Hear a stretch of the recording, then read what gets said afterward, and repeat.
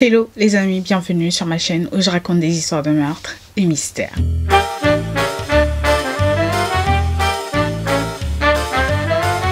Pour les nouveaux, bienvenue, je m'appelle Osnel et je suis là tous les mercredis et les samedis pour raconter les histoires les plus sordides, les histoires les plus what the fuck qui existent dans ce monde. Alors si tu passes par là et que mon contenu te plaît, n'hésite pas à t'abonner, à activer la cloche de notification et surtout à venir me suivre sur Instagram. Et pour les anciens, Wayano, my babies, thank you, merci de faire partie de l'aventure meurtre et mystère. Alors petit disclaimer avant de commencer, je tiens à vous rappeler que ce contenu s'adresse à un public averti, ce contenu est déconseillé au moins de 12 ans. Alors aujourd'hui, nous allons parler d'un sujet qui est un hot topic dans les médias américains.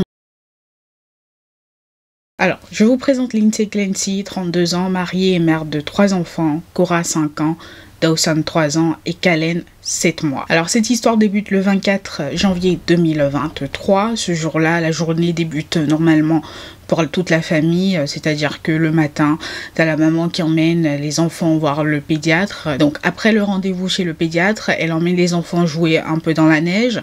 Pendant qu'ils jouaient dans la neige, elle a pris des photos des enfants qu'elle a envoyés à la fois à son mari et à sa mère. Après ça, ils sont rentrés à la maison et elle a vaqué à ses occupations tout en surveillant les enfants, tout en gardant un œil sur les enfants. Alors ce jour-là, aux alentours de 16h, Lindsay, elle envoie un message à son mari qui travaillait. Il était à la maison, il était dans son bureau, dans le sous-sol de la maison et il travaillait, mais elle ne voulait pas le déranger, donc elle lui a envoyé un message pour lui demander d'aller chercher à manger, du coup, le dîner, le repas du soir dans un restaurant pas loin de leur domicile. Enfin, c'était à peu près à 1 heure de leur domicile en aller-retour. Donc une fois son mari parti chercher le repas du soir dans le fameux restaurant, Lindsay emmène les enfants dans le sous-sol et elle les étrangle avec des cordes à sauter.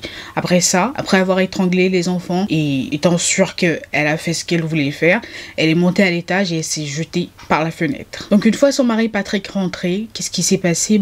Il racontera qu'il a été accueilli par une vague en fait de silence, ce qui n'était pas normal. Donc il a couru dans l'arrière-cour pour voir si sa femme et ses enfants étaient là, et c'est là qu'il va retrouver Lindsay au sol.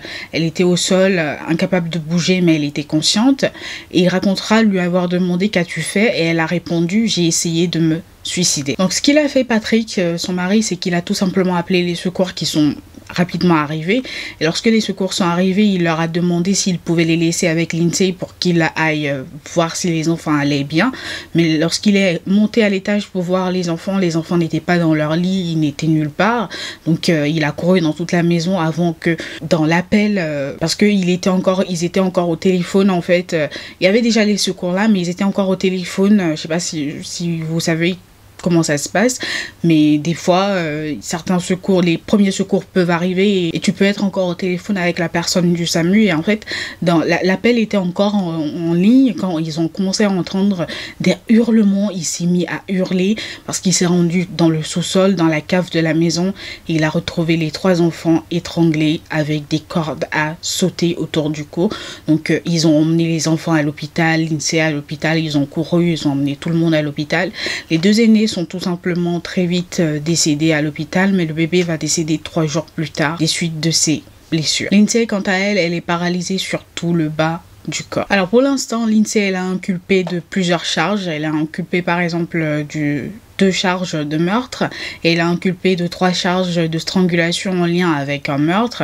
Donc comme vous l'aurez compris, elle a inculpé seulement du décès pour l'instant uniquement, Elle est inculpée du décès des 2 aînés, pas encore du décès du petit dernier. Et pour l'accusation, ils comptent partir en fait sur un dossier tout simplement de meurtre capital, c'est-à-dire de meurtre au 1er degré, c'est-à-dire un meurtre prémédité. Parce que pour eux, en fait, elle a tout prémédité de A à Z. En fait, elle a tout prévu. Elle est allée jusqu'à utiliser Maps pour vérifier la distance à laquelle le restaurant, en fait, elle a checké plusieurs restaurants.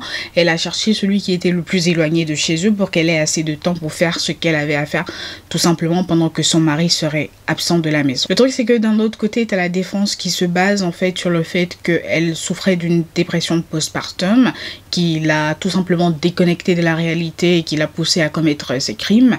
Et franchement, je sais pas, c'est vrai que quand on regarde son parcours, quand on regarde les photos qu'elle publiait sur ses pages internet, on voyait qu'elle avait le profil type d'une mère aimante, attentionnée, qui voulait être maman, qui aimait ses enfants tout simplement. Donc franchement le geste jusqu'aujourd'hui je ne me l'explique pas, je ne comprends pas.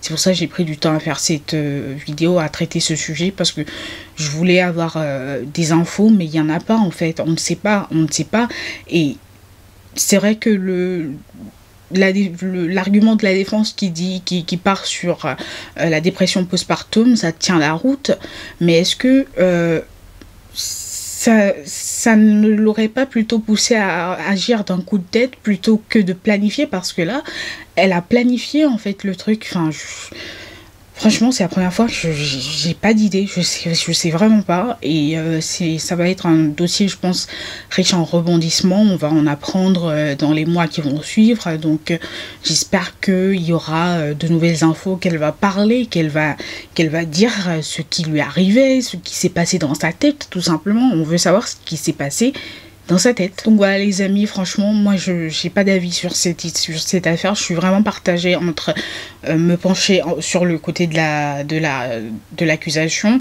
et l'argument en fait de la défense. En fait je suis vraiment partagée, donc je sais pas, j'arrive pas à me décider si vraiment je pense que c'était la dépression postpartum qui l'a poussée. Enfin, je sais pas. Franchement, ma tête, limite, plus j'y pense, plus ma tête va exploser. Donc, j'arrive pas à décider, en fait, tout simplement, de quel côté me pencher. Je suis vraiment... je veux en savoir plus. Je veux savoir ce qui s'est passé dans sa tête. Donc, vous, n'hésitez pas à me dire ce que vous en pensez dans les commentaires. On se retrouve une prochaine fois pour une nouvelle vidéo. En attendant, je vous souhaite une bonne journée. Portez-vous bien et faites de bons choix. Bye, guys.